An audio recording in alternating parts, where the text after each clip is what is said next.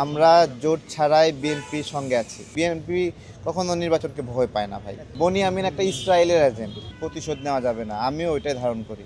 আমরা শুরু থেকে বলছি ভাই যে কারোর উপর প্রতিশোধ নেওয়া যাবে না, মিথ্যা মামলা দেওয়া যাবে না। অসংখ্য মিথ্যা মামলা দিয়ে অসংখ্য আওয়ামী লীগের নেতাকর্মীদেরকে জর্জরিত করা হয়েছে। এইটা গণ অভ্যুত্থানের পরে আমরা আশা করিনি, এটা ওনারাও চাননি। আমি কথা বলেছি, ওনারা বিভিন্ন জায়গা থেকে সহজ করে দিয়েছেন, এটা আওয়ামী লীগ ভালো করে জানে।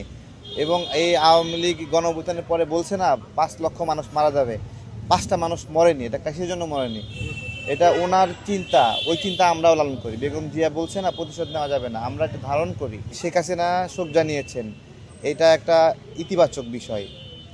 জন্ম মৃত্যু বিয়া এই বিষয়গুলোতে মানুষের রাগ ক্ষোভ এগুলো মিটে যায় এবং মানুষ কাছে আসে, জানাজা নামাজে একসঙ্গে দাঁড়ায়, পাশাপাশি আসে। এই বিষয়টাকে আমি নেগেটিভলি বলতে চাই না কিছু।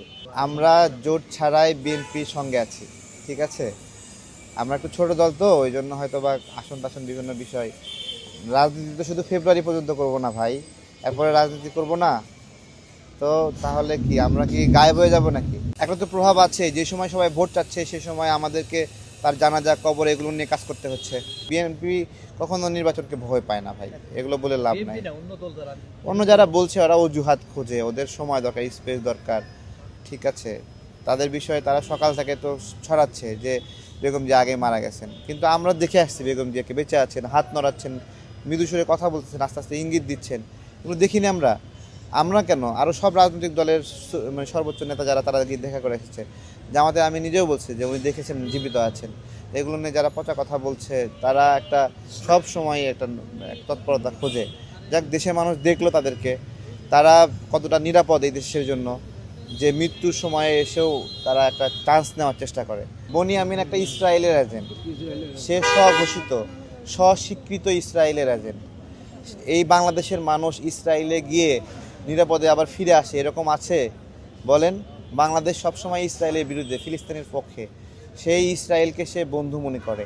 তো ও এসে এখানে এসে ওর ফেসবুকে বিভিন্ন গান টান করে, বিভিন্ন দেশ ঘুরে ফলোয়ার হয়েছে, সেগুলো নিয়ে বাংলাদেশের রাজনীতিতে প্রভাব রাখার চেষ্টা করতেছে।